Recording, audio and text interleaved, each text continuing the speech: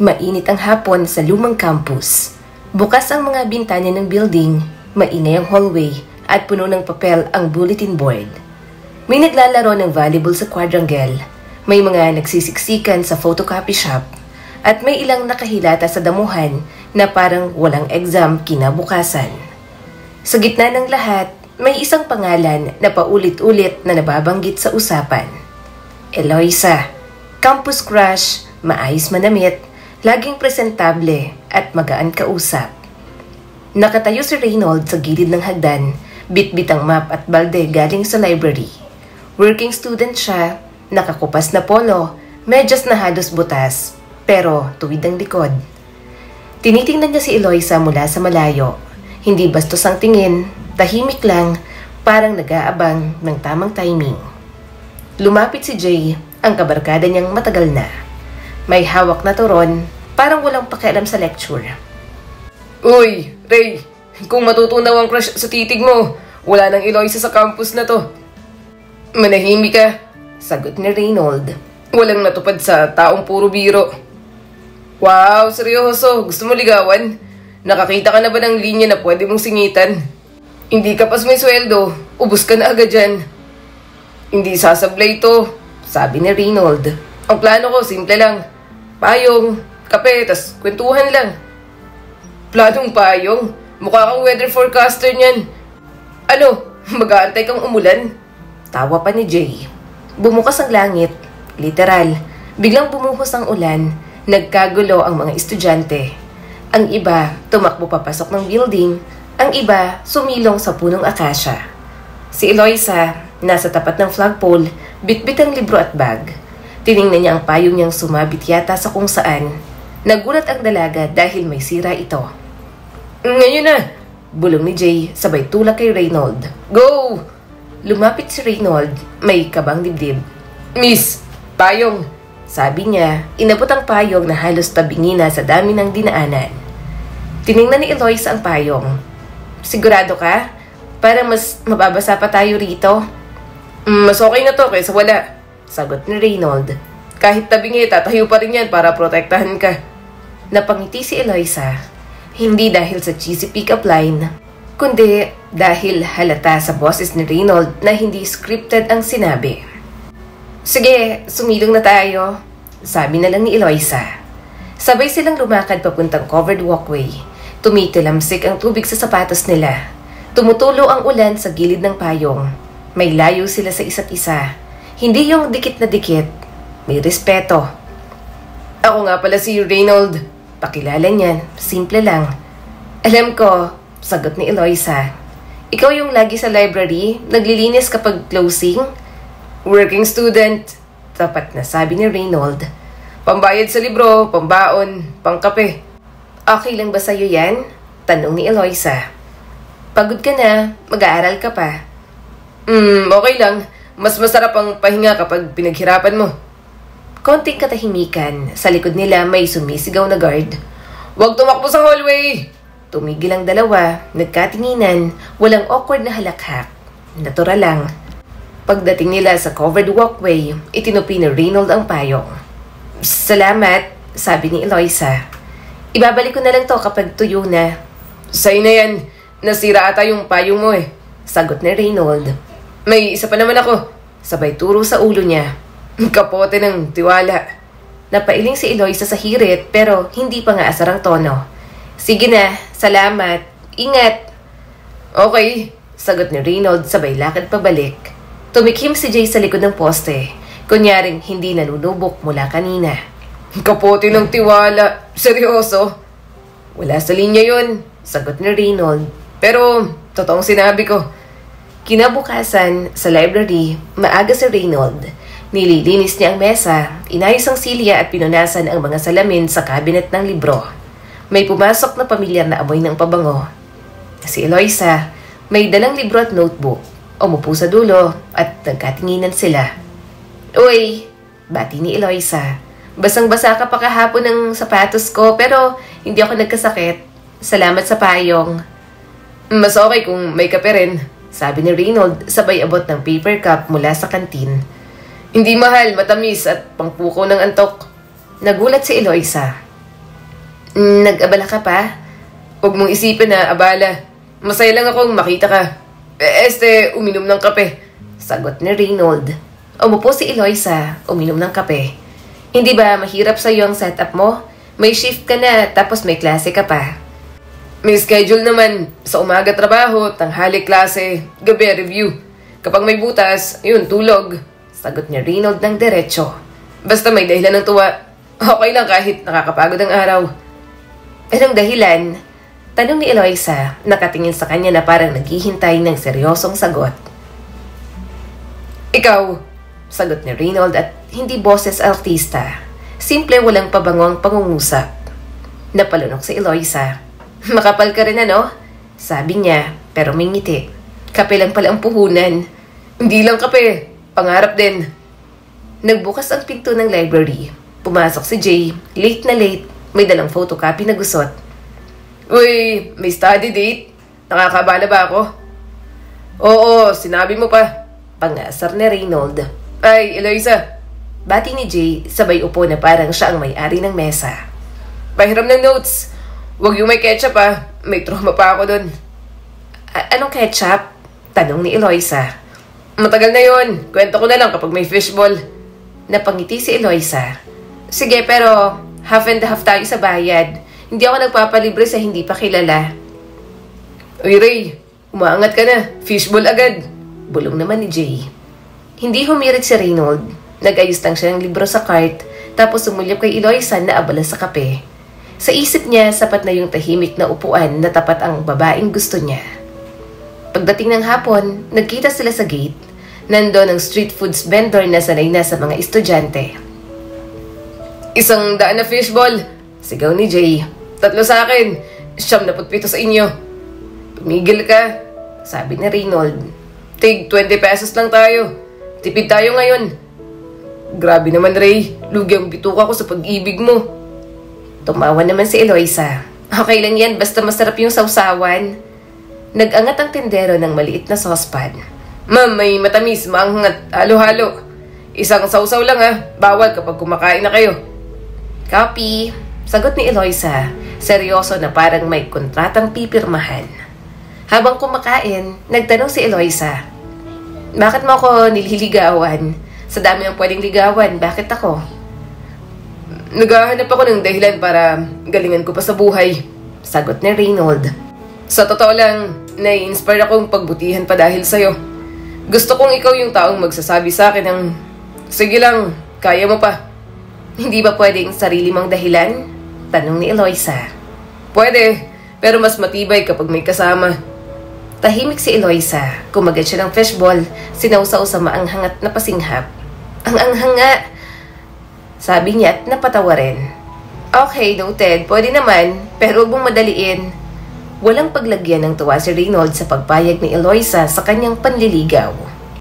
Sumunod na mga araw, naging regular ang mga eksena. Sabay silang pumipila sa photocopy, sabay nagre-review sa ilalim ng akasya. Minsan, si Reynold ang nagdadala ng pandesal.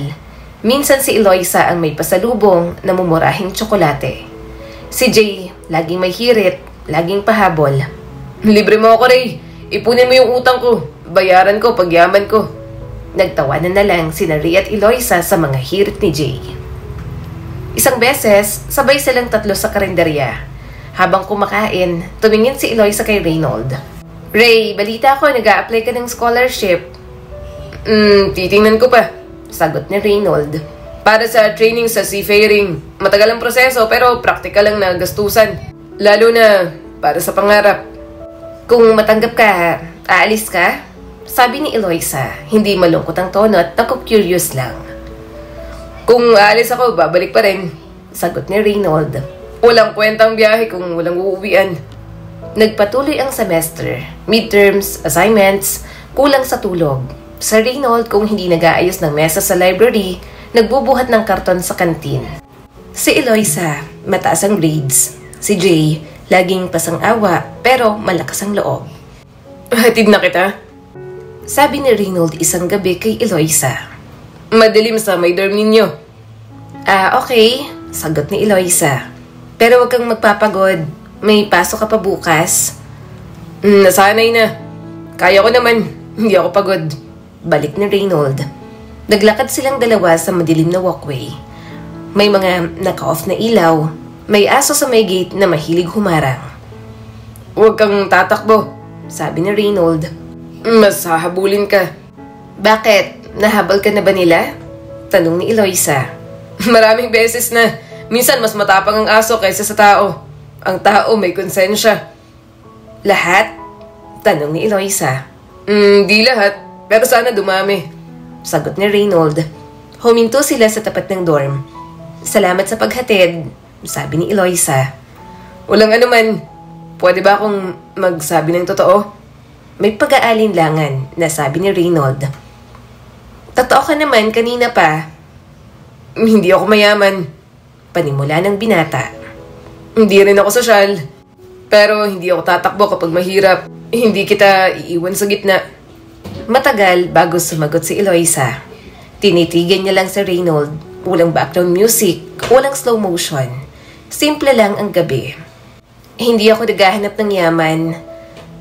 Ang gusto ko, yung hindi ako iiwan. Eloisa, pwede ba akong manligaw ng direkta? Tanong ni Reynold. Matagal ka nang nanliligaw. Sagot ni Eloisa at bahagyang napangiti. Bukas, ako naman ang manlilibre ng fishball. Pag-ikot ng linggo, sabay silang pumunta sa bulletin board. May bagong poster. Seafarer Scholarship and Training Program. Bukas ang application, may orientation sa Sabado. Mabigat ang requirements. Mahaba ang kontrata kapag nakuha ka. Kaya mo, sabi ni Eloisa. Kung ano ang kulang, hahanapin natin ang paraan. Tayo? Tanong ni Reynold. Oo, sagot ni Eloisa. Tayo. Hindi ka mag-iisa. Sabay-sabay silang umattend ng orientation. Maraming aplikante, maraming kwento, may ilan na galing probinsya, may ilang bumagsak sa ibang scholarship. Tahimik si Reynold sa pila. Nakahawak lang siya sa ballpen at requirements. Si Eloisa, nasa likod, abalang nag-aayos ng folder na parang siya ang mag-a-apply. Si Jay, nagbibiro sa mga kasabay nila para naman gumaan ng loob. Sa loob ng AVR, nag-present ang coordinator. Hindi to madali, paliwanag nito. Mahaba ang training, mabigat ang evaluation. Pero may trabaho sa dulo. May tsansa kayong makatulong sa pamilya. Sumulyap si Eloisa kay Reynold. Hindi niya kailangan magsalita. Pumikit lang sandali si Reynold para huminga ng malalim. Nang tinawag ang pangalan niya sa registration, tumayo siya. Present, sabi niya at matatagang boses. Pagkatapos ng orientation, nagkape silang tatlo sa kantin. Kapag natanggap ka, lilipad ka, sabi ni Jay at tinutukso. Magiging international si Mapboy. World tour. Hindi ako papasok dito para lumayo, sagot ni Reynold. Papasok ako dito para magkaroon ng maayos na buhay. Tumingin si Eloisa sa kanya. Kapag na-deploy ka, matagal kang mawawala. Sabi niya, hindi umiiyak, hindi rin umaarte. Pero hindi ako bata. Alam ko ang ibig sabihin ng pangarap. Hindi kita pipigilan sa gusto mo. Hindi ko rin pipiliin kung alin lang ang masaya, sagot ni Reynold. Pipiliin ko kung anong tama para sa atin, para sa kinabukasan natin. Lumipas ang mga araw, application form, requirements, medical interview. Kapag may oras si Reynold, nililinis niya pa rin ang library. Kapag break, sinasamahan siya ni Eloisa mag-review. Si Jay, minsan naghihintay sa labas at ginagawang kwarto ang bench. Gisingin daw siya kapag manlilibre na sila. Isang gabi, pagkatapos ng group study, naglakad ulit si Reynold at Eloisa papunta sa dorm. Tahimik ang daan, may kuliglig sa damuhan, hindi romantik ang tunog pero buhay. Sa may poste, huminto sila. May hihingin akong pabor, sabi ni Reynold. Ano yon? Tanong ni Eloisa. Kung sakali kapag natanggap ako at kailangan kong umalis, huwag mong pakawalan ng pangarap mo. Ayokong iparada mo ang buhay mo. Gusto kong ituloy mo ang gusto mong gawin. Oo naman, hindi ako estatwa, sagot ni Eloisa. Pero hindi rin ako lilipat ng upuan kapag may dumaan na mas malaki ang sasakyan. Napangiti si Reynold. Salamat. May isa pa akong sasabihin, sabi pa ni Eloisa. Kapag sumuko ka sa gitna, hindi ako ang sisisihin mo. Sisisihin mo ang takot mo. Hindi ako sasuko. Sinabi ko na sa simula, hindi ako tatakbo. Porsigidong tugon ni Reynold. Dumating ang araw ng resulta ng first screening. Pumasa si Reynold. Inabot niya kay Eloisa ang papel. Stage 1 lang to. Stage 1 ngayon. Stage 2 bukas. Stage 3 sa susunod. Sagot naman ng dalaga. Isa-isahin natin. Hindi mo naman kailangan mag-isa. Dumating si Jay na may donut pa sa bibig. Anong isa-isa? Dapat mabilis para makapag-party agad. Congrats, Ray. Manlilibre si Eloisa ng sotanghon. Huwag mong iasa kay Eloisa ang libre. Sabi ni Reynold. Maghuhugas ka ng pinggan sa shop nila para makabawi. Nakangiting hirit pa ng binata. Okay. Pero pwede bang banlawan lang? Allergic ako sa sabon. Nagtawanan silang tatlo. Kinuha ni Eloisa ang papel at itinupi sa notebook. May ipapangako ka. Sabi niya at tumingin kay Reynold. Simple lang. Kapag nakarating ka sa barko ng pangarap mo, huwag mong kalimutan kung sino naghihintay sa'yo Huwag kang hahanap ng iba doon. Hindi kita makakalimutan. Sagot ni Reynold. Ikaw ang dahilan kung bakit ko to sinimulan. Good. Kasi hindi ako trophy. Hindi rin ako papalpak. Kasama mo ako sa buhay. Kasama ka. Sagot ni Reynold ng walang pagdadalawang isip. Kinabukasan, napansin ni Reynold ang malaking poster sa bulletin board. Future. Tinitingnan niya na parang direksyon. Nasa likod niya si Eloisa at Jay. Kaya mo yan, Ray. Kaya mo raw. Panggagaya ni Jay pero halatang totoo rin ang suporta. Huminga ng malalim si Reynold. Hindi ito eksena sa pelikula. Simpleng araw lang sa campus, isang working student na may map, isang babae na may dalang libro, at isang kaibigang maingay. Game, trabaho, aral, ligaw. Basta tama. Sa maliit na dorm, isinulat niya sa notebook. Para sa kinabukasan natin. Wala ng dekorasyon pero malinaw. Naalala niya ang tabinging payong, kape sa library, fishball sa gate at ang tawanan kasama si Jay. Kinabukasan, sa parehong routine, trabaho, klase at review. Sa hapon, fishball at kape. Sa gabi, ihahatid niya si Eloisa sa dorm. Wala kang shift? Tanong nito. Meron pero mas mahalaga ang kasunduan natin. Gusto kitang ihatid. Pag-uwi sa dorm, muling binulugan ni Reynold ang nakasulat. Para sa kinabukasan natin. Hindi ito pang post sa social media. Pang totoong buhay na ito. Sa isip niya, malinaw ang plano. Gumising ng maaga, magtrabaho ng maayos, mag-aral ng totoo, at kung may natitirang lakas, manliligaw ng marangal. Matapos ang maraming pagsusulit, natanggap si Reynold sa Seafaring Scholarship. Hindi madali ang proseso, may medical exam, interview, at practical na training. Pero tiniis niya ang lahat. Lahat ng pawis at puyat, iniisip niya lang para sa kinabukasan. Kada hapon, nag-aabot siya ng kopya ng notes kay Eloisa. Oh, baka kulang ka sa reviewer. Salamat. Seryoso ka talaga? Kapag hindi ako seryoso, wala tayong future. Biro niya, pero may laman ng tinig. Habang siya'y tuloy sa scholarship, si Jay ay unti-unting bumitaw sa pag-aaral. Noong una, lagi pa rin kasabay nila sa karinderya at fishball. Pero dumating ang semester na bigla na lang itong tumigil.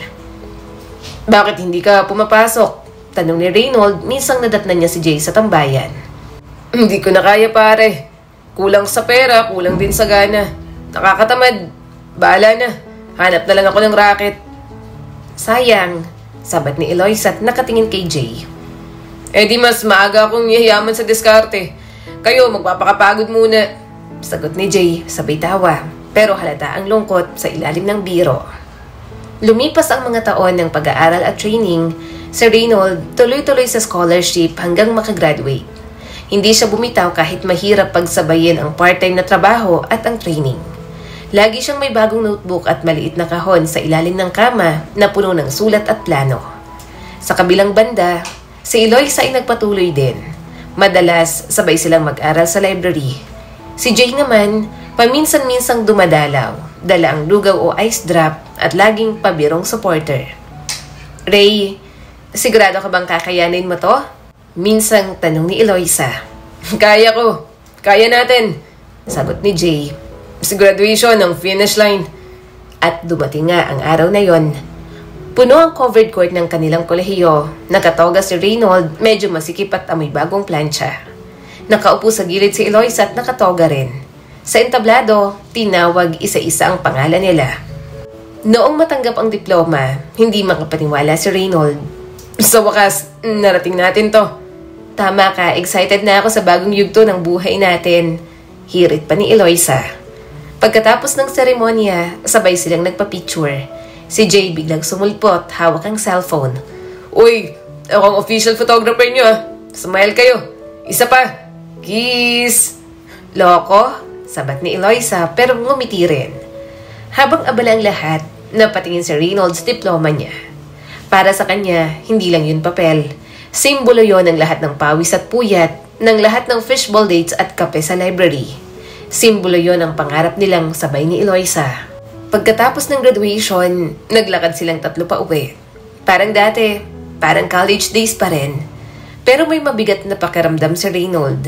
Para bang oras na para gumawa ng bagong hakbang. Sa tabi ng simbahan, biglang huminto si Reynold. Jay, mauna ka na. Bakit? May secret na naman kayo? Biro nito. May kailangan lang akong gawin. Nagkibit balikat si Jay at tumakbo papalayo. Kumanta ng Here Comes the Bride! Kahit wala namang kasal. Naiwan silang dalawa sa harap ng simbahan. Kinakabahan si Reynold pero buo ang loob niya. Hinugot niya mula sa bulsa ang maliit na kahon. Hindi mamahaling singsing, simpleng binili mula sa sweldo niya sa part-time. Eloisa, sabi niya ng seryoso. Simula pa lang, ikaw nang dahilan kung bakit ako nagsikap. Kung walang ikaw, baka sumuko na ako. Ngayon, tapos na tayo sa eskwela. Handa ka na ba sa susunod na laban? Napatitig si Eloisa at nagulat. Ano bang ibig mong sabihin? Lumuhod si Reynold, hawak ang kahon. Binuksan niya ito. Kitang-kita ang maliit na singsing. Pakakasalan mo ba ako? Natahimik si Eloisa. Kita sa mata niya ang halo ng tuwa at kaba. Tumulo ang luha niya bago siya ngumiti. Oo, Reynold. Oo. Niyakap siya ni Reynold, mahigpit, parang hindi nabibitaw. At sa likod nila biglang sumigaw si Jay mula sa malayo. Uy, dapat ako ninong ah. Wala nang iba. Nagtawanan silang dalawa. Pero sa puso ni Reynold, alam niyang nagsimula na ang bagong yugto. Hindi na lang pangarap, kundi simula ng pamilyang bubuuin nila. Mainit ang tanghali sa City Hall, hindi ang grande, walang entourage o magagarbong dekorasyon. Pero para kay Reynold, yun ang pinakamasayang araw ng buhay niya. Suot ang barong na hiniram lang sa tiyuhin, medyo maluwag at gusot sa manggas. Si Eloisa naman, nakaputing bestida na binili sa Divisoria. May maliit na clip sa buhok pero ubod ng ganda. Halos umilaw ang mata ni Reynold noong makita ang pagkakasalan niya. Hawak-hawak niya ang malamig na palad ni Reynold habang nakatayo siya sa harap ng judge. Handa ka na ba? Bulong ng binata. Handa na, sagot ni Eloisa. Nakangiti kahit halatang kinakabahan. Si Jay naman nakatayo sa gilid, nakabarong na hindi plansyado. Ako ang best man. Ako na rin ang official photographer. Biro niya, sabay taas ng cellphone. Tumawa si Eloisa pero si Reynold ay nanatiling seryoso. Sa isip-isip niya, tama na Jay, itong pinakamasayang araw ng buhay ko.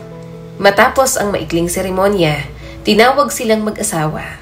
Hindi makapaniwala si Reynold, ang campus crush na ilang taon niyang niligawan, ngayon ay asawa niya na. Wala silang pera para sa hotel o restaurant kaya dumiretso sila sa karinderya sa kanto. Ito ang inarkila nila na masayang pinaunlakan dahil suki na sila roon. Menudo, lumpia at pansit ang nasa mesa.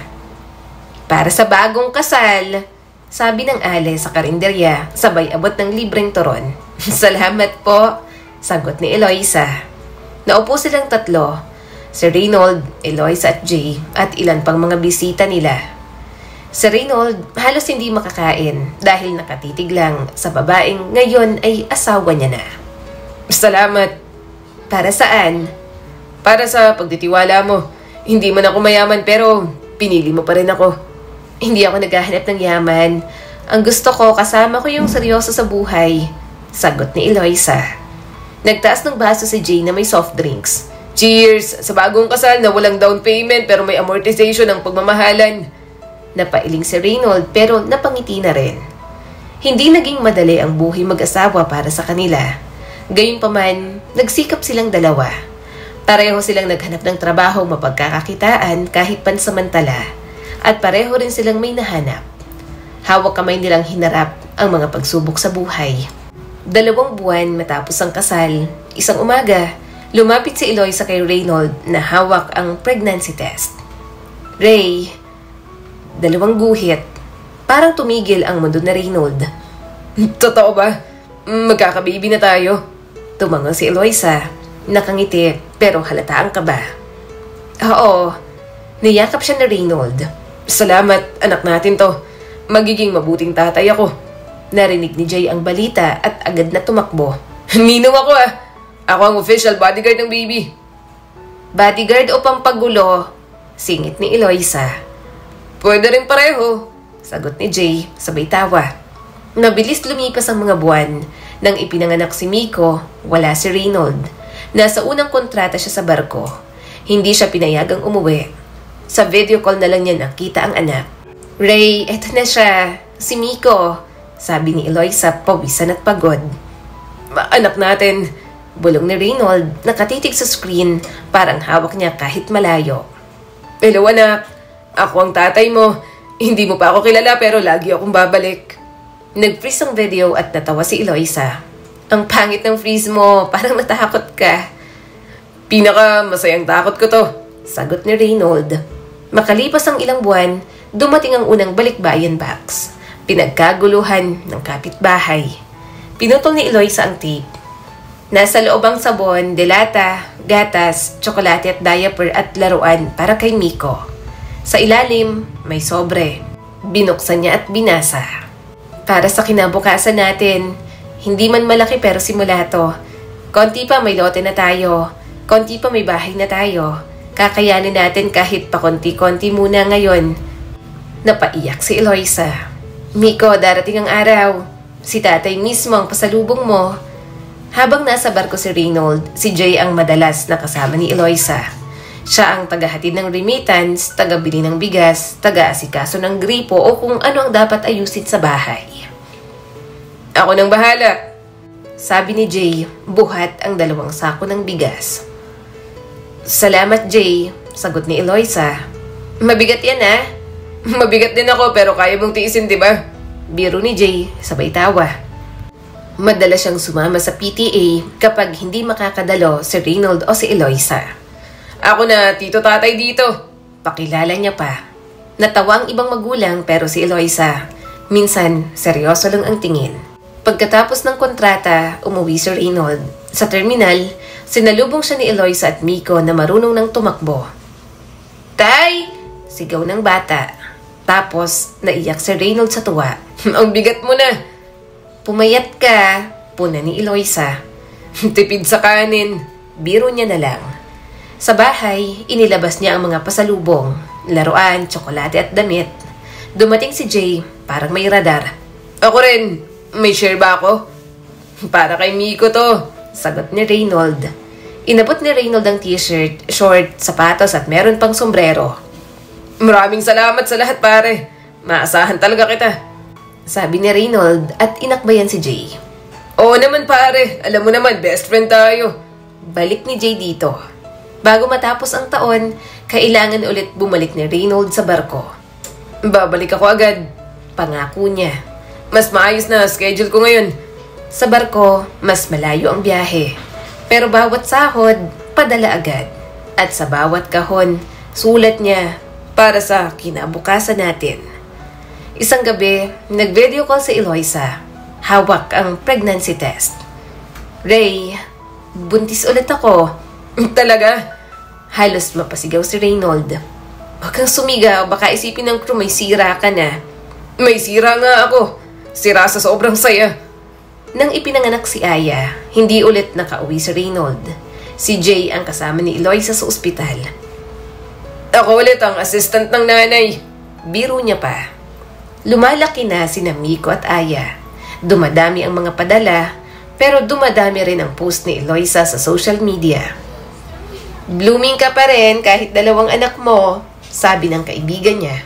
Sumali ka kaya sa mga event, may sponsor pa sa Japan. Nagsimulang mahulog ang loob ni Eloisa sa atensyon, habang si Reynold padala lang ng padala. Hindi alam na unti-unti nang lumalayo ang isip ng asawa. Isang gabi, nag-video call si Eloisa. May nag-imbita sa akin sa event, half day lang, may bayad. Kung gusto mo, payag ako, basta safe ka at malinaw ang alis mo ha. Sagot ni Reynold. Hindi ka ba nag-aalala? Normal lang mag-alala pero mas normal lang magtiwala. Pinili kita, Eloisa, at hindi ko babawiin yun. Tahimik si Eloisa at hindi makasagot. Sa mata niya, may kislap na hindi na nakita noon ni Reynold. Isang simula ng pagbabagong hindi niya pa alam. Lingid sa kaalaman ni Reynold, may ginagawa na pala si Eloisa na hindi niya nalalaman. Nahanap ni Eloisa ang pagkalinga, pagsuporta, at pagmamahal kay Jay. Nagsimula ito sa maliliit na bagay. Tuwing nasa barko si Reynold, si Jay ang laging nandyan para kay Eloisa. Una, simpleng hatid sundo sa health center kapag may check-up si Miko. Minsan, sabay silang bibili ng bigas o magbabayad ng kuryente. Salamat, Jay. Kung wala ka ay nako, ewan ko na lang, sabi ni Eloisa minsang umuulan. Ako na yun, Eloisa, basta safe ka at ang mga bata, sagot ni Jay sabay abot ng payong. Unti-unti, naging natural ang presensya ni Jay sa buhay nila. Madalas siyang kumain kasama ng mag-iina. Minsan pa'y nagbibiro na parang siyang tatay. Tito Tatay, tawag ng ibang magulang sa PTA. Natatawa si Eloisa, pero hindi na siya umiwas. Mula sa simpleng biro, tumagal ang tawagan sa gabi. Mula sa tawag naging tago-tagong paglabas. Kape, lugaw, at minsang yakap at halik na aksidente.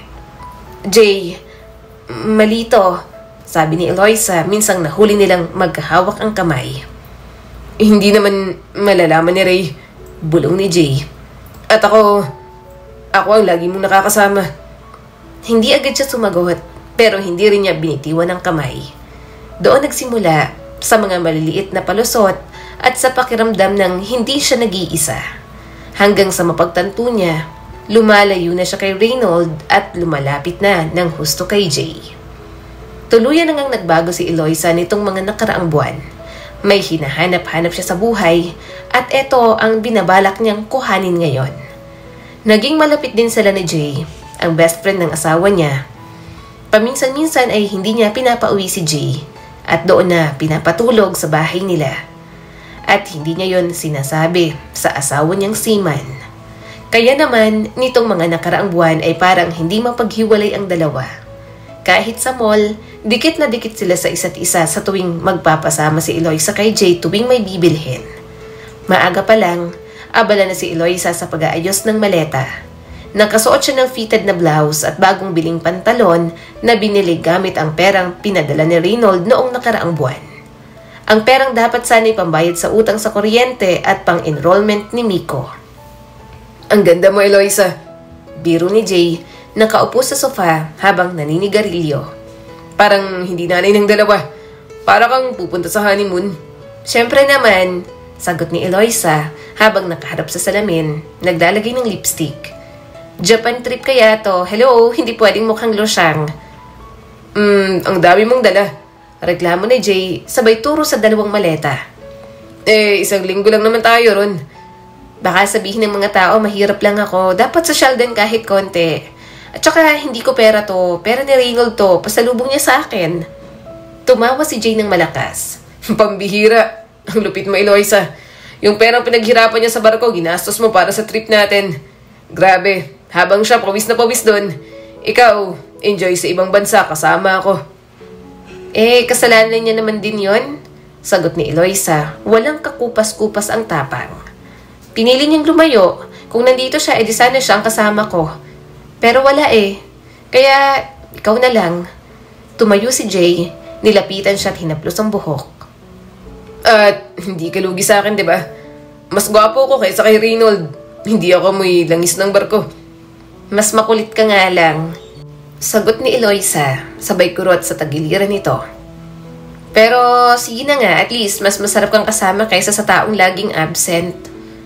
Habang nasa taxi sila, todo kwento si Jay. Pagdating natin sa Japan, gagastos tayo sa ramen, sushi, shopping. Sabi ng kaibigan ko, ang ganda raw ng nightlife sa Tokyo. May budget naman tayo, sagot ni Eloisa. Nasa wallet ko lahat, galing sa remittance, huwag ka mag-alala. Lupit talaga. Ginamit mo pang pangalan niya para makuha yung supplementary card. Ayos na ayos, sagot pa ni Jay. Natawa si Eloisa, parang wala na siyang pakialam. Hindi naman niya napapansin, busy siya, padala lang siya ng padala. Ang akala niya gata sa tuition lahat. Hindi niya alam na gagamit ko pa rin para sa sarili ko. Eloisa, bulong ni Jay habang nakayuko malapit sa kanya. Wala ka talagang katulad. Ang tapang mo. Alam mo kung ibang babae yung magtatagulang. Pero ikaw, harap-harapan mong ginagamit yung asawa mo. Kung hindi ko gagawin, Diyos ko, mamamatay ako sa inip. Ilang kahon lang lagi yung padala niya. Babae rin naman ako. Gusto ko rin naman ng excitement. Sabay hinalikan ni Eloisa si Jay. Wala silang pakialam kahit nasa taxi pa sila. Nagkatawanan pa sila sa loob na para bang wala silang ginagawang kasalanan. Pagdating nila sa airport, nagtutulukan pa sila habang nag-check-in. Jay, alalayan mo nga ako sa maleta, utos ni Eloisa. Ako na lang mag-check-in para sa ating dalawa. Para mag-asawa talaga, sagot ni Jay. Loko-loko, sagot ni Eloisa pero nakangiti naman. Hindi ka ba natatakot kay Reynold? Bakit ako matatakot? Nasa dagat siya at hindi naman siya biglang lilitaw dito. Umiling si Eloisa. Ang bait-bait niya, no? Walang kaalam-alam. Ang mahalaga, masaya tayo ngayon. Basta ako, Eloisa, mas gaganda ang buhay mo kapag ako ang kasama mo. Hindi yung laging nasa kahon ng pagmamahal. Nagtagal sila sa pila. Nagpo-post pa si Eloisa sa cellphone. Finally, Japan, here I come. Kahit wala naman siyang binanggit sa pamilya o kay Reynold. Sa kabilang banda, kalalapag lang ni Reynold sa airport mula sa eroplano. Hawak ang maliit na bag, pawis at puyat pero matatag ang mukha. Agad niyang hinanap si Eloisa. Takbo rito, takbo ron. At yun nga, sa wakas, nakita niya agad si Eloisa at si Jay sa pila. Naglakad siya papalapit, walang pag-aalinlangan. Nang lumingon si Eloisa, parang nanlamig ito. Ray? Agad siyang sumugod kay Jay. Inabot niya ito sa mukha ng kamao. Sugatan agad si Jay, parang iiyak ka pang mukha. Nagimbal ang lahat ng nasa airport. Ray, maghunos dili ka! Sigaw ni Eloisa. Kumalma ka. Hayaan mo ako mag-explain. Hindi ako multo. Malamig na sagot ni Reynold. Ako yung asawa mo at ikaw ang... Tumingin siya kay Jay. Ikaw ang kaibigan kong pinakain ko. Tinulungan. Binigyan ko ng gamit pero ito ngayon. Kasama ng asawa ko gamit ang perang pinaghirapan ko. Mga wala kayong hiya. Medyo natawa pa si Jay pero halatang kinakabahan. Bro, wag dito. Maraming tao. Bakit nahihiya ka ba? Kanina lang todo yakap kayo. Sagot ni Reynold. Aray, wag ka nga mag-iskandalo. Sabat ni Eloisa pero hindi niya inalis ang kamay kay Jay. Trabaho to, may campaign kami. Trabaho? Campaign? Sagot ni Reynold. Tumaas ang boses pero malinaw ang tono. Pera ko ang ginastos nyo. Hindi campaign yan. Maraming tao ang napalingon. May ilan pang nagsimulang mag-video. Panloloko na yan. Bro, relax. Pilit ni Jay. Pwede natin pag-usapan sa labas. Hindi. Sagot ni Reynold. Dito na rin. Para makita ng lahat kung gaano kakapal ang mga mukha ninyo. Sakto namang dumating si Liza kasama sina Miko at Aya. Papa! Sigaw ni Miko sabay yakap kay Reynold. Napatigil si Eloisa, hindi alam ang gagawin. Si Aya naman itinuro si Jay. Tay, sino siya? Inosenteng tanong ng bata. Hindi nakasagot si Eloisa. Hindi rin nakapagsalita si Jay. Anak! Sabi ni Reynold, lumuhod sa harap ng mga ito. Si mama nyo, aalis muna pero magkakasama tayo palagi. Bakit kasama si Tito Jay? Tanong ni Miko ng diretso. Dahil yun ang pinili nilang dalawa. Ang isa't isa. Pero tayo, magkakasama. Di tayo aalis. Sagot ni Reynold at walang paligoy-ligoy. Ray, sobra ka. Ginagawa ko lang to para sa future. Sabi pa ni Eloisa. Future? Balik ni Reynold. Future nino? Future ninyo ni Jay sa Japan? Ginamit mo lahat ng pinadala ko para sa luho ninyo. Gatas ng anak natin, tuition ni Miko. Ginastos mo sa lipstick at ticket mo. Bakit kasalanan ko bang mag-enjoy? Sagot ni Eloisa. Wala nang pakialam kahit maraming tao. Pagod na ako lagi naghihintay sa balikbayan box mo. Gusto ko rin ang buhay ko. Napailing si Reynold. Wala akong laban sa luho mo. Ginusto mo yan. Pero may laban ako para sa mga anak ko. Pagbalik mo, annulment agad at ikaw, Jay. Lumapit siya kay Jay at tumitig diretso sa mata nito. Simula ngayon, wala ka ng lugar sa pamilya ko. Hindi ka na kaibigan at isa ka ng taksil. Hindi nakasagot si Jay. Nakayuko ito. Pero halata sa mukha na pinipilit niyang maging matapang. Tinawag ng flight, final boarding, hawak ni Eloisa ang maleta at nanginginig ang kamay. Pero imbes na umatras, tumuloy pa rin siya. Si Jay ang nag-abot ng passport niya. Ray, huling sabi ni Eloisa. Wala na, sagot ni Reynold. Tapos na ang para sa kinabukasan natin. Pero hindi pa tapos ang laban ko. Ako magpapalaki sa mga bata. Ako ang aayos ng kinabukasan ng mga bata. At naglakad si Eloisa papunta sa gate. Kasunod si Jay at hindi na sila lumingon pa. Umupo si Reynold kasama ang mga bata at si Liza na nakababatang kapatid niya. Umorder ng spaghetti at tapsilog. Kakain muna tayo. Tay, tanong ni Miko. Uwi po ba si Mama bukas? Hindi. Sagot ni Reynold, mahina pero malinaw. Babalik daw siya pero hindi natin alam kung kailan. Ang mahalaga nandito ako. Tumango si Miko tapos kumain ng spaghetti. Okay, basta may airplane toy po ako. Bibili tayo. May ipon na si Papa ninyo. Sagot ni Reynold. Pagka-uwi nila, nasa kusina sila ni Liza, nagkakape kahit gabi na. Alam mo ba kung paano ko nalaman, Liza? Napatingin ang kapatid niya. Paano, kuya? Gabi yun sa barko. Nakahiga na ako tapos biglang tumawag si Paolo. Hindi naman siya madalas magparamdam kaya kinabahan agad ako. Sabi niya, nasa mall daw siya kasamang pamilya niya. At alam mo kung sino ang nakita niya? Sino? Tanong ni Liza pero halatang nahulaan na. Si Eloisa at hindi siya mag-isa. Kasama niya si Jay. Magkasabay silang pumipila doon sa cashier at may hawak na mga maleta. Ang sabi pa ni Paolo, parang sila raw ang mag-asawa kong umasta. Napatakip ng bibig si Liza. Kuya, tumango si Reynold, malalim ang buntong hininga. Sabi ko, baka nagkamali lang siya ng tingin. Pero ang sagot ni Paolo, sigurado raw siya. Tahimik silang pareho. Hawak ni Reynold ang tasa ng kape. Nanginginig ang kamay. Masakit, Liza. Lalo na't pera ko pang ginagamit nila. Pero doon ko rin naisip, hindi ko sila hahabulin sa sigawan. Haharapin ko sila sa tamang paraan. Noong gabi rin na yon, nalaman ni Reynold na hindi pala naaalagaan ni Eloisa ng maayos ang mga anak nila. Lalo na noong nawili itong mag-post sa social media. Tila ba nakalimutan niya ng maging nanay pagkatapos makatanggap ng papuri mula sa marami. Ikinuwento sa kanya ni Liza yon na walang pakundangan si Eloisa at Jay sa pakikipaglandian sa isa't isa. Kahit pa mismo minsan ay nasa harap sila. Sasabihin ko sana sa iyo, kuya, kaso palagi ka namang busy.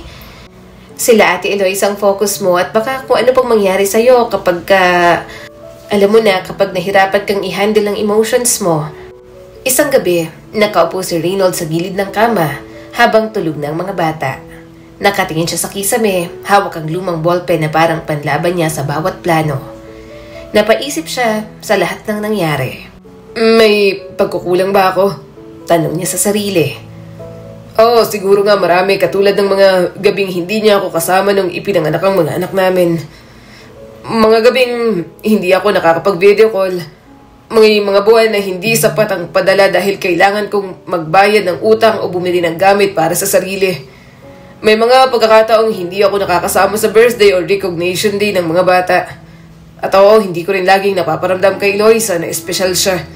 Dahil inuuna niya ang mga practical na bagay. Suminghot si Reynold, sinubukan punasan ng luha. Pero kahit kailan hindi ko siya niloko. Hindi ako tumingin sa iba. Kahit malayo, kahit ilang buwan ng biyahe, trabaho lang ang intupag ko. Tuwing nasa barko, hawak ko lang ang litrato ng pamilya ko. Sapat para tumibay ang loob. Hindi ako perpekto, pero hindi ko trinaidor ang asawa ko. Huminga siya ng malalim.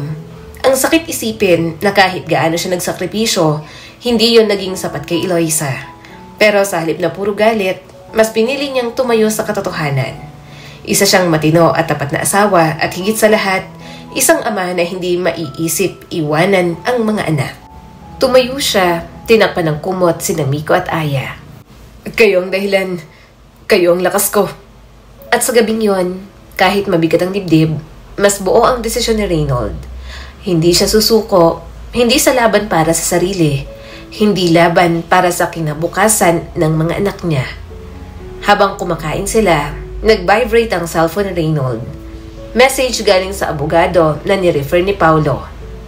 Pwede tayong mag-meet bukas, ayusin natin agad. Tinignan ni Reynold ang mga anak, sabay ngumiti. Bukas, simula na ulit ng bagong laban para sa atin. At sa isip niya, malinaw na ang direksyon. Tapos na ang kabanata ng pagtitiwala kina Eloisa at Jay. Oras na para ipaglaban ng tama, hindi sa sigawan, kundi sa korte, sa disiplina at sa araw-araw na pagsisikap. 5:00 pa lang ng umaga, gising na si Reynold. Sa halip na dagat ang nakikita niya, maliit na mesa na may kahong kulay brown ang kaharap niya. Nakaupo siya roon, hawak ang ballpen. At ang laman, birth certificate ni Miko at Aya, marriage contract, resibo ng remittance at mga sulat na pinapadala niya sa balikbayan box. "Kuya, kape," tawag ni Liza mula sa kusina. Salamat," sagot ni Reynold. Lumabas ang kapatid niya na may dalang mag. "Hindi ka na naman nakatulog?" "Di bali nang walang tulog. Ang importante, malinaw ang plano." "Plano? Asawa mo pa rin si Ate Eloisa. Baka mamaya magkaayos pa kayo." Umiling si Reynold. "Hindi na, Liza. Kapag trinato ka na parang ATM ng sarili mong asawa at best friend mo pa ang kasama sa paggastos, hindi na kasal yun. Panloloko na yun. Kailangan na ng hangganan."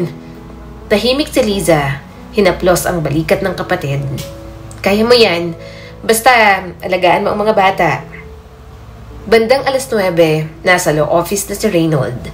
Maliit lang ang opisina ni Atty. Vargas pero maayos at diretso magsalita. "Mr. Cruz," bungad ng abogado.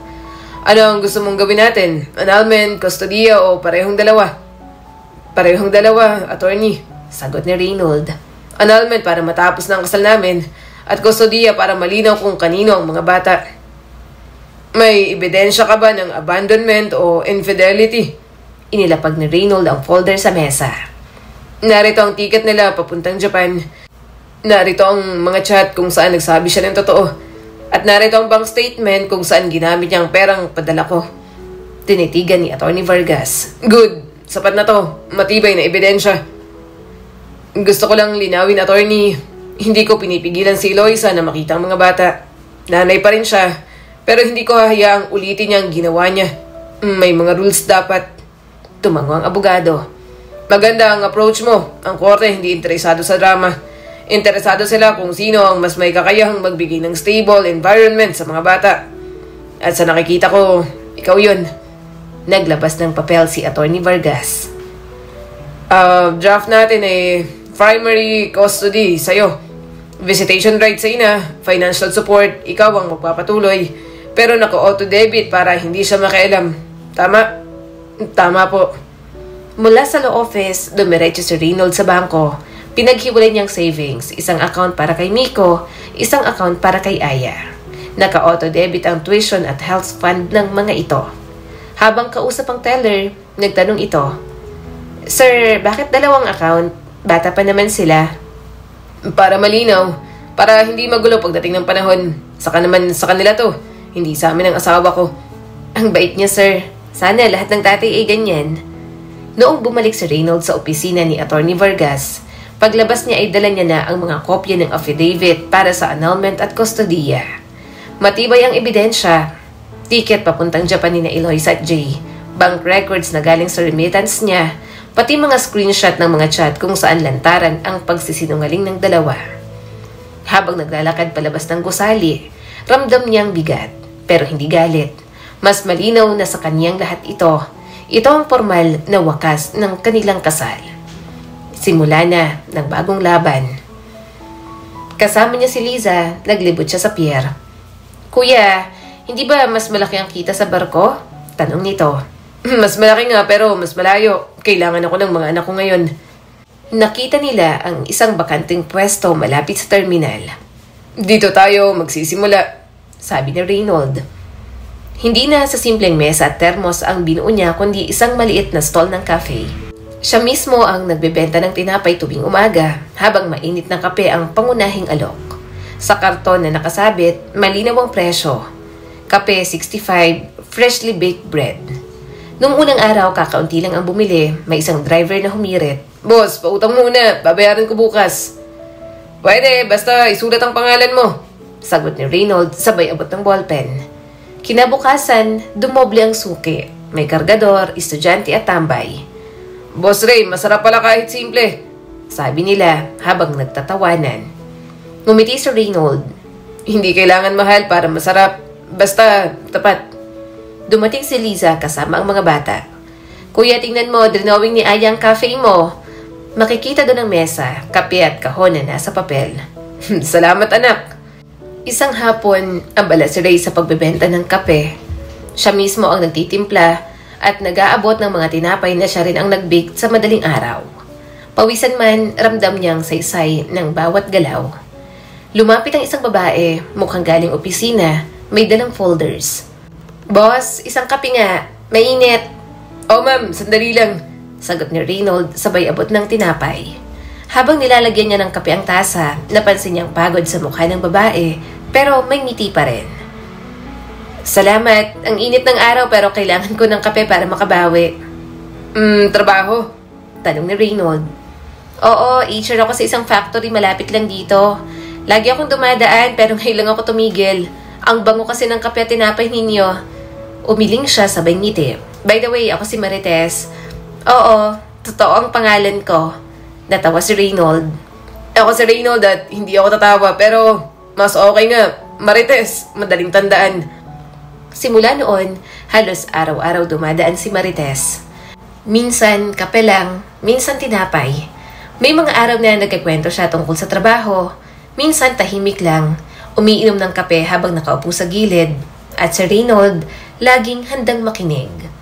Habang tumatagal, nagiging komportable si Marites kay Reynold. "Alam mo, iba ka. Yung ibang tendero, puro reklamo. Ikaw kahit pagod, nakangiti ka pa rin." Sanay na sa barko kasi mas mabigat ang problema. Dito, maliit na negosyo lang pero masarap dahil kasama ko ang mga anak ko. Isang gabi, nadatna niya si Marites na nakaupo pa rin kahit sarado ng tindahan. "Uy, bakit nandito ka pa?" "Wala lang. Nakakagaan kasi kapag magkausap tayo." Nagkatinginan sila, walang halong mali siya pero ramdam ang respeto. Lumipas ang mga buwan, lumaki ang cafe ni Reynold. Nakahanap siya ng mauupahan, yung mas maayos na space at nakabili ng dagdag na gamit para sa cafe. Espresso machine, maliit na oven at bagong mesa at upuan. Dumami na rin ang suki, mga driver na naghihintay ng pasahero, estudyanteng nagre-review at mga empleyadong gustong magpahinga. "Boss Ray, dagdagan mo na ng cheesecake." Biro ng isa. "Boss, dapat may pasta na rin." Ngumiti lang si Reynold. "Isang araw gagawin natin yan." Unti-unti, naging tambayan ang kanyang cafe. Hindi lang dahil sa kape at tinapay, kundi dahil sa presensya ni Reynold. Lagi siyang nakangiti, laging may pakikipag-usap. Naging malapit si Marites sa mga anak ni Reynold. Si Aya laging nagpapakita ng drawing sa kanya at si Miko laging kinikwento ang mga exam. "Ang bait ni Ate Marites, Tay," sabi ni Aya minsan. "Pwede ba siya dito palagi?" Napangiti si Reynold. "Kung gusto niya, bakit ang hindi?" Sa loob-loob niya, hindi pa siya handang mag-isip ng bago. Pero hindi niya maitatanggi, ibang pakiramdam kapag nandyan si Marites. Hindi tulad ng pagkabigla kay Eloisa noon. Ito ay mabagal, tahimik at totoo. Habang patuloy na umaangat si Reynold, lalo namang lumulubog sina Eloisa at Jay. Sa Japan, hindi natuloy ang campaign na buong tiwala nilang sinalihan. Scam pala yun. Sa isang iglap, nawala ang malaking perang ininvest nila at agad silang lumubog sa utang. Wala silang naipon, wala ring matakbuhan. Napilitan silang umuwi ng Pilipinas para umiwas sa kaso at posibleng pagkakakulong doon. Pag-uwi ng Pilipinas, sinubukan pang mag-live-in ni Eloisa at Jay, pero mabilis ding bumagsak ang lahat. Imbes na saya, puro away at sigawan ang namayani sa kanilang dalawa. Wala ng pera, wala ng tiwala at talo pang gumulo ang sitwasyon dahil silosong tao pala si Jay. Hanggang sa dumating ang araw na tuluyan ang nagkainitan. Dahil sa sobrang inis at galit, napagbuhatan ng kamay ni Jay si Eloisa. Doon tuluyang napagtanto ni Eloisa na mali ang pinili niyang landas. Mula sa pagkakaroon ng maayos at respetadong pamilya, maling-mali na nagkaroon siya ng kabit. Ang buhay niya ay napuno ng sigawan, sakit, kahihiyan at kawalan ng respeto. Agad silang naghiwalay at nagkanya-kanya na. Para kay Jay, mas mabigat pa ang dagok. Naban siya sa agency at kahit anong apply, wala nang tumatanggap sa kanya. Nawalan siya ng tirahan, nakikitulog kung saan-saan, hanggang bumagsak na lang bilang isang taong palakad-lakad lang sa kalsada. Gusgusin, payat at halatang gutom. Samantalang si Eloisa, dalang kahihiyan, nagpakupkup na lamang sa malalayong kamag-anak. Kung noon ay maayos ang bihis at kayang mag-post ng magagarang larawan, ngayon ay isa na lang siyang babaeng iniiwasan ng mga dating kaibigan. Isang araw, naglakas loob pumunta si Jay sa coffee shop ni Reynold. Malaki na yung kesa sa dati. May aircon, modernong espresso machine, at mga taong naka-uniform na staff. Puno ng customer at si Reynold mismo ang nakaupo sa gitna, abala sa pag-check ng mga sales report. Nakayuko si Jay nang lumapit. Ray, pwede bang magkape? Pwede, 65. Malamig na sagot ni Reynold. Wala akong pera. Tumigil si Reynold, tumingin ng diretso. Di wala ka rin kape. Pagkasabi nun, bumalik na siya sa ginagawa. Nagkatinginan ang mga tao, may ilan pang napatawa. Tahimik na umalis si Jay, dalang kahihiyan. Samantala, si Eloisa paminsan-minsan siyang dumadalaw sa mga bata kapag visitation. Pero iba ang tingin ng mga ito. Magalang pa rin pero hindi na kasing dikit at lambing gaya ng dati. Isang araw, dumalo siya sa recognition day ni Miko. Tahimik lang siyang nakatayo sa sulok habang tinatawag ang pangalan ng anak para sa medalya. Hindi siya lumapit sa entablado. Naluha siya kasi sa puso niya, alam niyang wala na siyang puwang sa pamilya. Isang gabi, habang nagsasara ng tindahan, dumating si Marites dala ang plastik ng tinapay. Kumain ka na ba? Halika, may tinapay ako, baka nagugutom ka. Saktong-sakto, gutom nga ako. Salamat. Sagot ni Reynold. Tahimik silang nakaupo. Naririnig lang nila ang ingay ng jeep at alingaungaw ng dagat. Alam mo, Reynold, sabi ni Marites, hindi lahat ng sugat kailangan takpan. Minsan kailangan lang hintayin gumaling. Pero dapat may kasama ka habang naghihintay. Napatingin si Reynold sa kanya. Hindi niya alam kung anong sagot, pero ramdam niyang totoo ang mga salita. Lumapit si Aya at si Miko mula sa loob. Tay, good night. Good night din, Ate Marites. Ngumiti si Reynold. Good night, mga anak. Habang pinapanood niyang pumasok ang mga ito, tumingin siya kay Marites. At sa unang pagkakataon, naramdaman niya ang posibilidad ng bagong bukas. Sa gabing yon, isinara niya ang kahon kung saan nakalagay ang lahat ng lumang sulat at resibo ng mga remittance. Inilagay niya ang bagong papel, drawing ni Aya ng cafe nila, may nakasulat na para sa kinabukasan natin. Napangiti siya, hindi na ito tungkol kay Eloisa. Hindi na tungkol sa kahon mula sa barko. Ito ay tungkol sa sarili niyang mga kamay, sa mga anak, at sa bagong tao na unti-unting nagiging bahagi ng kanilang mundo. At sa isip niya, malinaw, tapos na ang kabanata ng sakit, panahon na para sa bagong simula. Sa kabilang bayan, halos hindi na makabayad ng renta si Eloisa. Ang kamag-anak na una niyang pinuntahan, unti-unti na ring nadidismaya. Eloisa, hindi ka pwedeng puro asa. Kung gusto mong manatili rito, ay magtrabaho ka. Mariing sabi ng tiyahin. Nag-apply siya bilang cashier sa isang maliit na tindahan. Pero hindi rin nagtagal. Lagi siyang late, lagi may reklamo, at kalaunan ay natanggal. Minsan nakikita siya ng mga kapitbahay, nagdalakad na parang walang direksyon. Hindi na siyang Eloisa na dating blooming sa social media.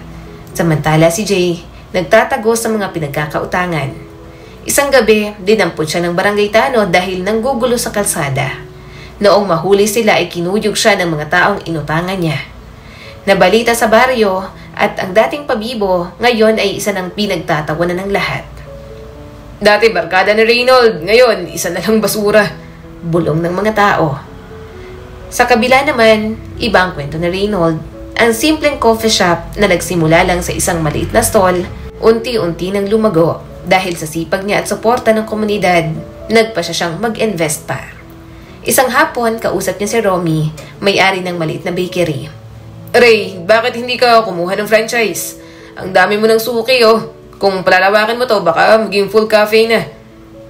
Hindi franchise, gusto ko sarili kong brand. Ayoko nakatali sa pangalan ng iba, kaya kakayanin ko to. Sabi ni Reynold nang nakangiti. Nag-loan siya gamit ang ipon at tulong ng bangko. Pinagawa niya ang maliit na pwesto malapit sa eskwelahan at opisina. Nilagyan ng salamin, aircon at tables, hindi mamahalin pero malinis at maayos. Pagdating ng opening, dagsa ang tao. Grabe Reynold, wika ni Marites nakatingin sa bagong cafe. Kung dati maliit lang yung stall ngayon, may cafe ka na, congratulations. Hindi ko to kaya kung wala ang mga anak ko at ikaw. Sagot ni Reynold ng tapat. Ako? Ano naman ang ambag ko? Lahat, payo, kwento at simpleng pakikinig. Malaking bagay na yun, Marites. Simula nun, naging regular si Marites, hindi lang bilang customer kundi tumutulong na din sa operations. Tinuruan niya si Reynold kung paano mag-handle ng staff at ayusin ang basic HR forms. Kailangan malinaw ang schedule at benefits para hindi umaalis agad ang mga tao, paliwanag niya. Unti-unting naging haligi si Marites sa bagong direksyon ng buhay ni Reynold. Naging usap-usapan ng cafe, hindi lang kape at pastries kundi may almusal na rin. Tapsilog, lugaw, longsilog. Ang mga estudyante at empleyado doon na pumupunta. Boss Ray, ang galing mo. Dati, tambay lang kami dito. Ngayon may tambayan ng matinong kainan. Sabi ng jeepney driver. Ginawa ni Reynold na tradisyon ang libreng kape tuwing Sabado para sa mga misis na may asawa sa abroad. Para hindi kayo nag-iisa. Lagi niyang sinasabi. Naging inspirasyon siya sa buong barangay. Isang gabi, pagkatapos magsara ng cafe, naiwan si Reynold at Marites sa labas. Tahimik lang silang dalawa. Alam mo Reynold, sabi ni Marites, ibang klase ka. Ang daming iniwan ng asawa. Bumagsak, ikaw umangat. Hindi ko rin alam kung paano, sagot niya at nakatingin sa bituin. Siguro kasi kailangan ko ipaglaban ng mga bata at siguro dahil may taong nakinig sa akin. Nagkatinginan sila, walang halong pagmamadali, walang labis na salita. Isang ngiti lang at ramdam nilang pareho ang pinagmula ng lakas ng isa't isa. Sa isip ni Reynold, malinaw, tapos na ang kabanata ng sakit. Panahon na para sa bagong direksyon, isang buhay na may negosyo, may mga anak, at marahil may bagong pag-ibig. Kinabukasan, nakaupo si Reynold sa cafe, hawak ang ledger. Dumating si Aya at iniabot ang bagong drawing. Larawan ng cafe, siya, si Miko, at si Marites na magkasama. Tay, tingnan mo masaya tayo dito, sabi ng bata. Ngumiti si Reynold at tumango. Oo anak, masaya tayo at mas magiging masaya pa. Isinabit niya ang drawing sa dingding ng cafe katabi ng malaking tarpaulin. At sa ilalim, isinulat niya ang parehong linya na dati nasa sulat lang sa loob ng balikbayan box. Para sa kinabukasan natin. Isang hapon habang nasa cafe, biglang lumapit si Aya. Tay, pwede bang si Ate Marites ang sumama sa field trip namin? Nagulat si Reynold. Hindi ba dapat si mama nyo? Umiling ang bata. Ayoko, gusto ko si Ate Marites. Lagi siyang nandito at mabait siya. Sumabay si Miko. Tay, totoo yun. Si mama lagi lang tahimik kapag dumadalaw. Parang gusto agad umalis. Pero si Ate Marites, kinakausap kami. Tinatanong niya kung kumusta sa school. Parang nanay din. Natigilan si Reynold. Hindi niya agad alam ang sasabihin. Pero ramdam niyang totoo ang obserbasyon ng mga bata. Dumating ang field trip. Hindi pwedeng sumama si Reynold dahil abala sa negosyo. Kaya si Marites ang nag-volunteer. Pag uwi ng mga bata, tuwang-tuwa sila. Tay, ang saya! Sigaw ni Aya. Si Ate Marites bumili pa ng ice cream para sa amin. At kinuhanan niya po kami ng pictures, Tay. Dagdag ni Miko at ipinakita ang cellphone. Kinabukasan, nagpasalamat si Reynold kay Marites. Hindi ko alam kung paano ako makakabawi sa'yo. Wala yon, nakangiting sagot ni Marites. Masaya rin ako kasama sila. Pero sa mga mata nila, may kakaibang kislap. Hindi lamang simpleng pasasalamat, kundi simula ng malalim na damdamin. Isang gabi, pagkatapos magsara ng cafe, naggaya si Marites. Ray, may bagong kainan doon sa bayan. Gusto mo subukan? Nagulat si Reynold. Hindi siya sanay na siyang inaaya. Sige, pero sagot ko ah. Umupo sila sa maliit na resto. Simple lang, pero maaliwalas. Doon nila unang naranasan ang lumabas na silang dalawa lang, hindi kasama ang mga bata. Kung ano-ano ang pinagkwentuhan nila noong gabing yon. Habang kumakain, napatingin si Marites kay Reynold. Hanga pa rin talaga ako sa'yo. Alam mo, hindi biro ang dinaanan mo. Kung ibang tao siguro, matagal nang sumuko. Wala akong choice, Marites. Kung ako ang bibitaw, sino ang tatayong sandigan ng mga bata? Pero aminin ko, may mga oras na gusto ko rin bumigay. Mabuti na lang, may taong gaya mo na laging nandyan. Natahimik si Marites pero ngumiti. Siguro kaya tayo nagkakilala para may katuwang ka. At doon, unang naramdaman ni Reynold ang kagustuhang mahagkan si Marites. Tinitigan niya lang ito, mata sa mata. Ha? Ano yun? May dumi ba ako sa mukha? Napangiti si Reynold, agad na niyakap si Marites. Nagulat ang dalaga sa pagyakap, pero yumakap din pabalik. Wala. Ang ganda mo lang, sabi na lang ni Reynold. Lalo pang nag-level up si Reynold. Nakakuha siya ng mas malaking loan at sa tulong ni Marites at ilang investors, nag-expand na ang cafe. Hindi na lang maliit na cafe kundi maliit na restaurant na may aircon, wifi at mas malawak na menu. Boss Ray, maklase ka na! Sigaw ng suki. Dati maliit lang na stall, ngayon tapsilog at burger steak na. Naging usap-usapan ang pag-angat ni Reynold, maging ang mga guro at estudyante doon na kumakain. May mga araw na puno hanggang labas ang pila. Isang beses, habang sinusuri ang sales report, napatingin si Reynold kay Marites. Pagod ito pero masaya, abala sa pagtulong sa staff. Marites! Tawag niya rito. Bakit? Salamat. Hindi ko alam kung paano ako nakarating dito kung wala ka. Ray, hindi mo kailangan magpasalamat palagi. Masaya ako sa ginagawa natin at masaya akong kasama ka. Tahimik silang nagkatitigan. Hindi na kailangan ng mga salita, pero malinaw, may bagong simula para sa kanilang dalawa. Lumipas ang ilang taon, tuloy-tuloy ang pag-angat ni Ray. Ang kape ay nagkaroon na rin ng branches sa iba't ibang parte ng bayan. Si Miko at Aya, parehong achievers, isa ay palaging kasama sa honor roll at ang isa naman ay nanalo sa art competitions. Lagi nilang kasama si Reynold sa bawat event at syempre, laging naroon si Marites. Hindi na lang partner sa negosyo, kundi katuwang na rin sa puso. Sa mata ng mga bata, malinaw, buo na ulit ang pamilya nila. Hindi dahil kompleto sa dugo, kundi dahil puno ng pagmamahal at respeto. Isang hapon, dumating si Eloisa sa cafe. Payat at halatang haggard at may luha sa mga mata. Hindi na siyang dating glamorosang asawa na kilala sa barangay. Ngayon, isa na siyang babaeng iniwan ng panahon at maling desisyon. Ray, halos pabulong ang boses niya. Patawarin mo na ako. Pwede na ba akong bumalik? Pwede ba nating ayusin? Para sa mga anak. Namimiss ko nang tumira dito.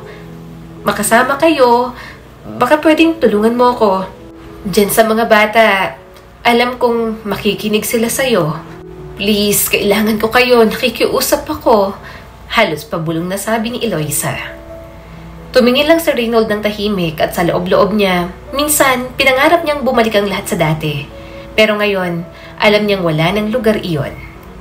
Umiling si Reynold. Hindi na, Eloisa. Hindi ko madidiktahan ng mga bata. May sariling isip at talino na sila at ayaw kong gawin yun. May hangganan ng lahat. Nagsimulang humagulgol si Eloisa pero nagpatuloy lang si Reynold. Hindi na ako galit. Pero wala ka ng lugar dito. May mga anak ka pa rin, oo. Pero wala ka ng asawa. Umiyak si Eloisa at halos lumuhod. Ray, please. Umiling si Reynold. Huli na ang lahat. Ang pamilya na sinira mo, hindi na mabubuo ulit sa paraan na gusto mo. Pinili mo si Jay, pinili mong umalis. Ako, pinili kong tumayo, tumindig at kaya ko ngayon. Ito ang totoo.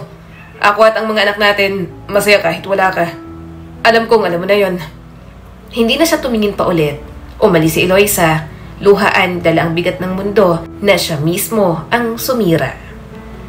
Ilang buwan ang makalipas, kasal naman ni Reynold at Marites ang pinaghandaan. Hindi ingrande pero puno ng mga tao nagmamahal at sumusuporta. Nandoon ang mga bata, suki ng cafe at ang kaibigang nakasaksi ng bawat hakbang niya. Habang nakatayo si Reynold sa harap ng altar, hawak ang kamay ni Marites. Ramdam niyang kompleto na siya. Hindi dahil nakalimot siya sa nakaraan, kundi dahil natuto siyang magpatawad. Hindi para tanggapin ulit ang taksil, kundi para palayain ang sarili at yakapin ang bagong bukas. Gabi matapos ang kasal, nakaupo si Reynold sa terrace ng cafe, hawak ang tasa ng kape. Nasa tabi niya si Miko at Aya, nagtatawanan. Sa kabilang gilid si Marites, tahimik pero nakangiti, hawak ang kanyang kamay. Sa isip ni Reynold, malinaw na ang lahat. Tapos na ang kabanata ng sakit, tapos na ang paghabol sa maling tao. Nagsimula na ang totoong buhay, isang buhay na simple, puno ng pagmamahal at may direksyon. At bago siya pumikit, binulong niya ang mga salitang matagal ng gabay sa kanya. Para sa kinabukasan natin. Ang kwento ni Reynold ay nagpapaalala na ang tunay na tagumpay ay hindi nasusukat sa yaman o sa dami ng biyaheng naabot, kundi sa tibay ng loob at tapat na pag-ibig sa pamilya. Maaring iwan at pagtaksilan ka ng taong pinili mo, pero kung pipiliin mong bumangon at ituloy kung ano ang tama, darating ang araw na gagantihan ka ng buhay, hindi lang ng tagumpay, kundi ng kapayapaan at bagong simula. Muli, ako po si Skylar Guro at sana may bago na naman kayong natutunan sa kwento natin ngayon. Maraming salamat po.